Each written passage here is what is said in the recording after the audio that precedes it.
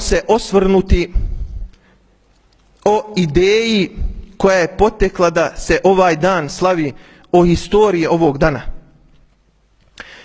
Prenosi se da je ova ideja potekla od njemačke političarke i borca za ženska prava Klare Zetkin, koja je sakupila u Kopenhagenu 1910. godine određeni broj žena na kojem su se dogovorile da naredne godine, 1911. godine, proslave ovaj dan, ali su pozvali na 4 stvari. Prva stvar koja je se pozvala na ovom sastanku, koje pozivaju sve žene svijeta, a kada nevjernici žele uništiti jedan narod, oni prvo udaraju na ženu. I kada pokvare ženu, pokvarili su cijeli narod. Jer je žena ona koja rađa i koja odgaja. I kada pokvariš onoga koji rađa i koji odgaja, pokvario si cijelu jednu generaciju. Prva stvar jeste bezgranična ljubav koju su pozivali.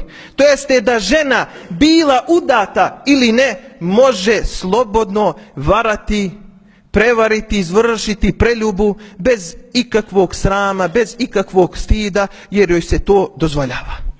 Druga stvar, jednostrano pravo na razvod braka. U islamu ne možeš se lahko razvesti, kao što se ne možeš i lahko oženiti, već imaju neki šuruti, uvjeti da bi se ti mogao razvesti i da bi se žena moglo tebe razvesti.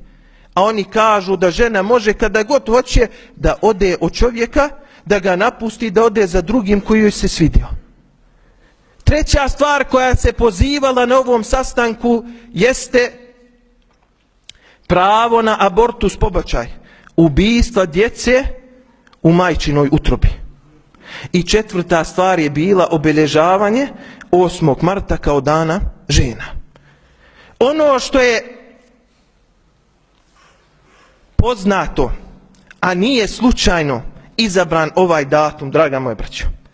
Ova poznata političarka i borac za ženska prava je bila Židovka, Jevrejka. I nije slučajno izabran 8. mart.